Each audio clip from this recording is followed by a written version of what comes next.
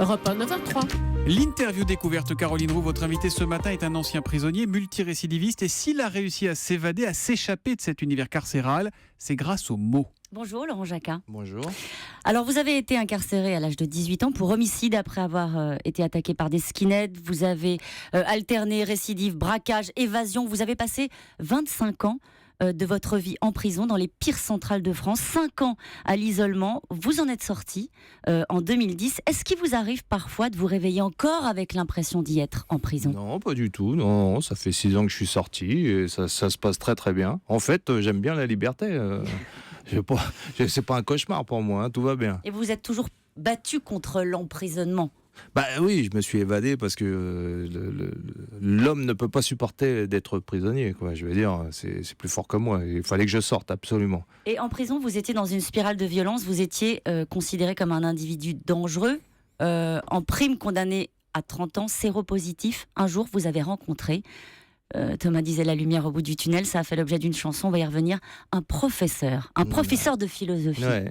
François Chouquet. Oui. J'aime bien dire son nom parce que ce sont des anonymes comme ça qui passent leur temps dans les prisons pour essayer de nous apporter un peu de culture, c'est des gens qui croient en nous. Et finalement, c'est grâce à ça, c'est grâce à la première fois que je l'ai rencontré. D'ailleurs, il m'a dit la plume est plus forte que les armes. Et alors là, vous vous êtes dit quoi ? Ouais, Je plaisante ? Je me suis marré. Bon. Mais finalement, au bout de quelques années, cette phrase m'avait travaillé et j'ai bossé, j'ai écrit. Alors, vous n'avez pas simplement commencé à écrire, vous avez commencé par lire. Il vous a fait découvrir des auteurs. Ouais. Quels auteurs ? Voilà quoi, Camus. Tolstoï, je sais pas, moi, il y en a tellement, je veux dire, Chateaubriand, tout. Vous avez lu tout ça en prison et vous avez pris le goût des lettres, le goût de l'écriture. Vous avez commencé à écrire. Ouais, mais surtout, je me suis rendu compte de la force que les mots avaient. C'est-à-dire que ce qui est écrit dans un livre, on le lit et on se dit c'est vrai. Il y a quelque chose de vrai. Donc, il faut se méfier aussi. Mais bon. Et là, par exemple, je suis en train de lire Voltaire, traité sur la tolérance par rapport à ce qui se passe aujourd'hui.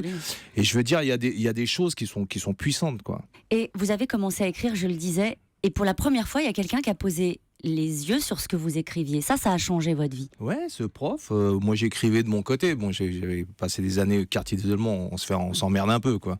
Et finalement, j'ai commencé à écrire, j'ai commencé à raconter mon histoire. C'est une sorte de thérapie, en fait. Et vous l'avez fait même sur un blog. Et ça, c'est fort, parce que vous avez alimenté un blog alors que vous étiez en prison. Ouais, comment vous avez fait ?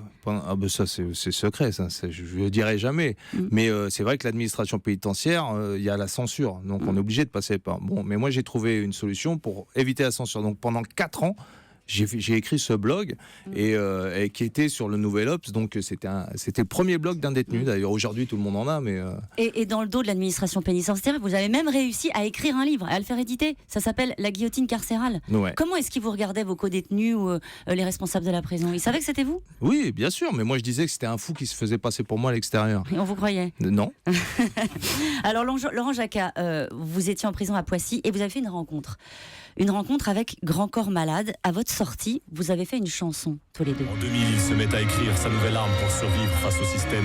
Il gratte jour et nuit, ce n'est plus lui désormais, mais c'est son stylo qui saigne. Il écrit son premier livre et tient en ligne le premier blog d'un prisonnier.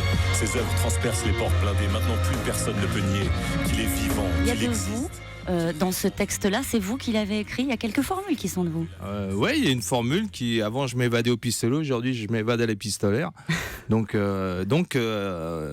Fabien, Grand Corps Malade, donc c'est devenu un ami, c'est devenu un pote parce que lui aussi, il a été blessé par la vie, il a été handicapé et grâce aux mots, il s'en est sorti. Et on avait ça en commun et on est devenus potes et voilà. Lors de la dernière conférence TEDx à Paris en novembre, vous avez lancé une ode à la culture sur le poids des livres, des lettres. Est-ce que ça peut apporter à l'humanité ? Est-ce que c'est ça que vous voulez qu'on retienne de votre histoire ? Franchement, ouais. Je pense que l'ignorance devrait être condamnée pour crime contre l'humanité.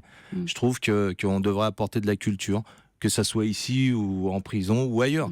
Je veux dire, la culture permet l'ouverture d'esprit et permet la tolérance. J'ai une dernière question. Où est-ce que vous voyez les 25 prochaines années ? Franchement, au volant d'un vieux 4x4 sur une route déserte avec Paris-Texas en musique. Libre, quoi. Libre. Merci Laurent Jacquat. Vous avez l'impression que l'écriture, la lecture vous met à l'abri d'une rechute, d'une récidive? C'est fini tout ça? Vous êtes passé complètement à autre Franchement, chose? ouais, j'ai autre chose à faire que faire des conneries, c'est fini. Ouais, l'écriture, puis voilà, la vie est belle, quoi. Faut résister. Merci Laurent Jacquat. Et on va le reciter, tiens, François Chouquet. François Super Chouquet, boulot, au nom de tous ceux qui font ces boulots-là dans tous dans ces les profs prisons. de Paris 7. François Chouquet, merci beaucoup.